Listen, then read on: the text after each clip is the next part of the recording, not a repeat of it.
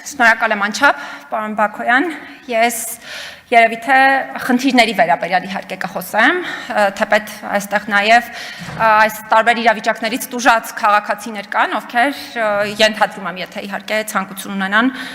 կարող են նաև խնդիրների վերաբերյալ իրենք էլ խոսել, բայց ես միանշանակ կուզենամ խնդիրների վերաբերյալ խոսել, առաջին հերթին շեշտադրում կատարելով մարդու իրավունքների տեսանկյունից այս բոլոր խնդրահարույց իրավիճակների Եվս մեկ անգամ խնդրահարույց լինելուն, քանի որ հիմնարար իրավունքների առումով դրանք շատ լուրջ ազդեցություն են ունենում։ Նախ կուզենամ մի կարևոր հանգամանք շեշտադրել, քանի որ այստեղ քննարկում գնաց այն հարցի առնչությամբ, որ սա առաջնային խնդիր չէ, երկրորդային է, սրա փոխարեն կարելի այլ խնդիր քննարկել, երկրորդ խնդիրը քննարկել։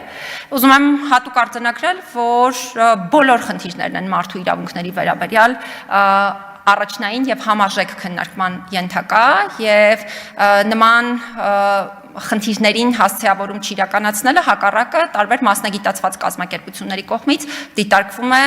որպես մարդու իրավունքների պաշտպանությամբ զբաղվող այդ թվում հաստատությունների կողմից ոչ պատշաճ մոտեցում կոնկրետ մարդու իրավունքների խնդիրներին, ինչ վերաբերում է հանրային աղմուկի հետ կապված հարցին, ապա կուզենամ հատուկ արձանագրել, որ սա այնպիսի հարց է, որը ուղղակի ազդեցություն է ունենում մարդու մի շարք հիմնարար իրավունքների վրա, եթե մարդու տեսանկյունից ազդեցությունը դիտարկենք, ապա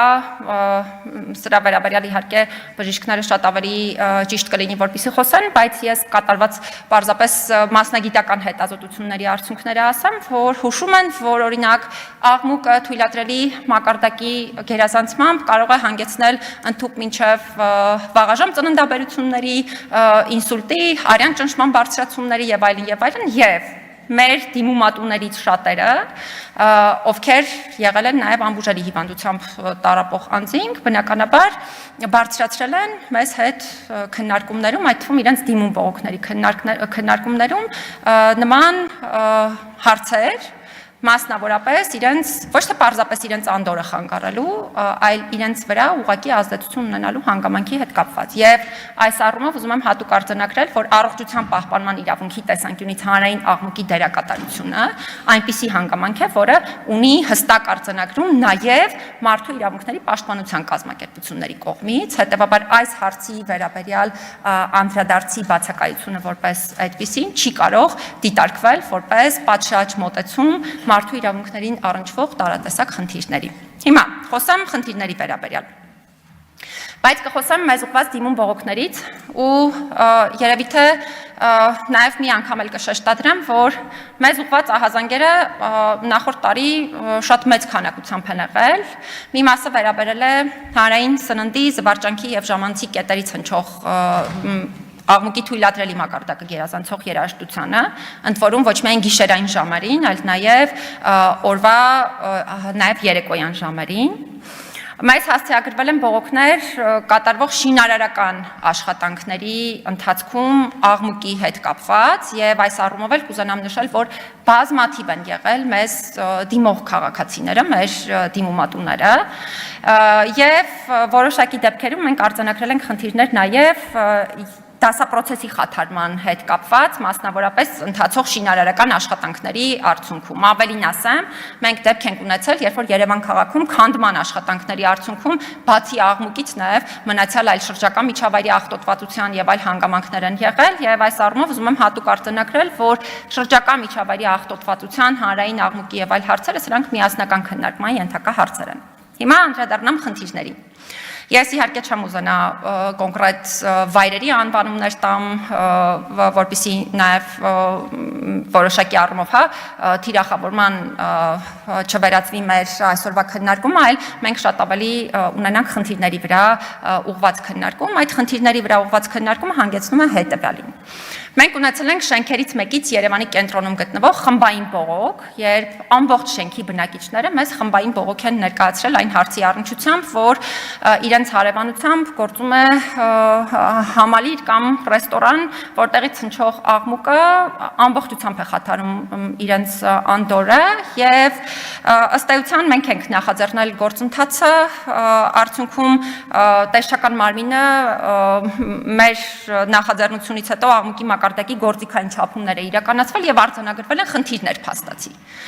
Խնդիրներ արձանագրելուց բացի այնուհետև մեզ հասանելի է դարձել պաշտոնական տեղեկատվություն այն մասին, որ դեռևս խնդիրը ինչ-որ չափով շարունակվում է,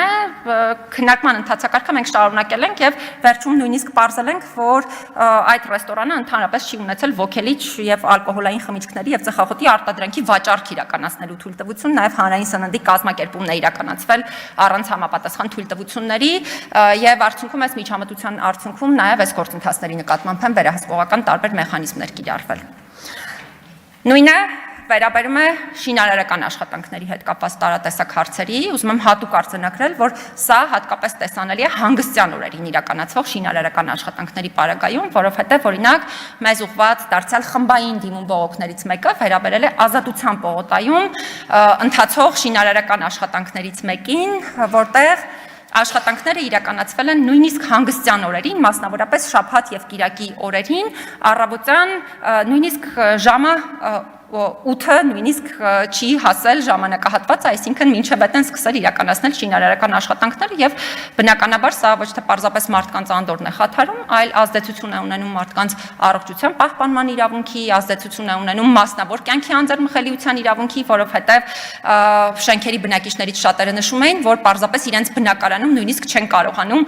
իրենք հանգիստ հեռուստացույց նայել, գիրք կարդալ կամ միմյանց հետ զրուցել, որովհետեւ աղմուկի մակարդակը այդքան բարձր է։ Եվ մենք այս հարցերը քննարկելիս սովորաբար կարող ենք կենտրոնանանք ինչ-որ հարցերի վրա, որ դե սա գլոբալ հարց է, քանի հոգի է բողոքել թե չէ, բայց այս բոլոր հարցերի հետևում մարդիկ են կանգնած եւ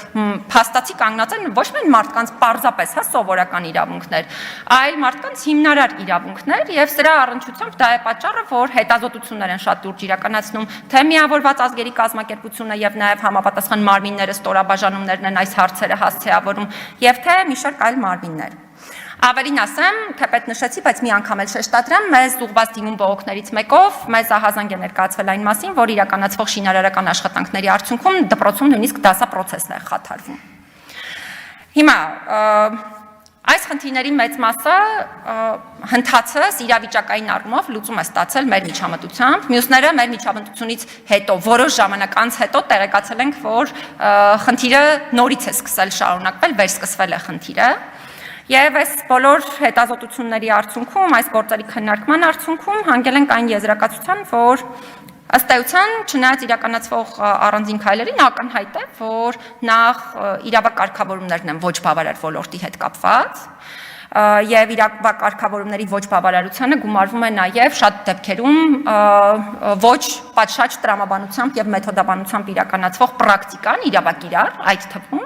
եւ արդյունքում մենք ունենում ենք մարդկանց իրավունքների հետ կապված բազմաթիվ խնդիրներ, այնպիսի ծավալով, որ նորից եմ կրկնում, ես ստիպված եմ եղել ոչ միայն հրապարակային հայտարարություններ այս հարցի հետ կապված անել, նաեւ տարեկան հաղորդման մեջ ենք այս հարցին անդրադարձ կատարել եւ դարձյալ նշեմ, ոչ միայն մեր մի հաստատությունը, այլ հատկապես եվրոպական մի հաստատությունները, սա նաեւ առաջնահերթ խնդիրներից մեկն են համարում տարբեր իրավունքների հետ կապված հարցերը քննարկման առարկա դարձնելիս։ Ես ուզում եմ շեշտադրել մի քանի հանգամանք համապարփակ օրենսդրություն ունենալու առումով եւ մի կարեւոր, այսպես նաեւ հրապարակային նախաձեռնությամբ հանդես գալու։ Ընդհանրապես տարբեր երկրներում նույնիսկ աղմուկի հետ կապված հարցերը իրավունքի տեսանկյունից կարգավորված են այն աստիճան, որ օրինակ աղմուկի օրինակ չի հնարավոր չէ նույն հանրային սննդի օբյեկտներից կամ շինարարական աշխատանքներ իրականացնել եւ այլն կիրակի օրերին ընդհանրապես շաբաթ օրերին որոշակի ժամանակահատվածի ընթացքում է հնարավոր, որոշակի ժամանակահատվածի ընթացքում հնարավոր չէ կամ նույնիսկ աշխատանքային օրերին ժամը քանիսից սկսած եւ մինչեւ որ ժամը կարելի է աղմուկի հետ կապված համապատասխան հնարավորություններ եւ կարգավորումներ ունենալ։ Սրանք հարցեր են, որոնք կարծում եմ չունենալու պարագայում մենք շարունակել ենք ունենալ այն իրավունքների տեսանկյունից այս ոլորտում ոչ քաղաքակիրթ միջավայրը, որը մենք փաստացի ունենք, որովհետև համակեցության կանոնները ընդհանրապես չեն հարգվում այս դիտանկյունից։ Ես իմ բացման խոսքի ընթացքում նշեցի, բայց հիմա էլ շեշտադրեմ, շատ ուրախ էի, երբ տեղեկացա, որ նաև այս մեր քննարկումների արդյունքում Երևանի պետական համալսարանում էր նախաձեռնվել, այդ թվում համապատասխան օրենքի նախագծի հետ կապված որոշակի աշխատանքների իրականացում, վերլուծության իրականացում, տարբեր երկրներում գոյություն ունեցող փորձի եւ ես կարեւոր կհամարեմ, որպեսզի մենք կարողանանք այս հարցի վերաբերյալ ունենալ պատշաճ օրենսդրական զարգացումներ, խնդիրների բացահայտում, վերացում եւ պետք է ունենանք կամք եւ հետեւողականություն ցանկացած տեսակի հարց հասցեավորելու, որովհետեւ հակառակ պարագայում ըստ էության նաեւ միջազգային գործընկերների կողմից խնդրահարույց է դիտարկվում նմանատիպ հարցերին ընդհանրապես անդրադարձ չկատարելը։ Շնորհակալ եմ, ուրախ կլինեմ պատասխանել ձեր հարցերին։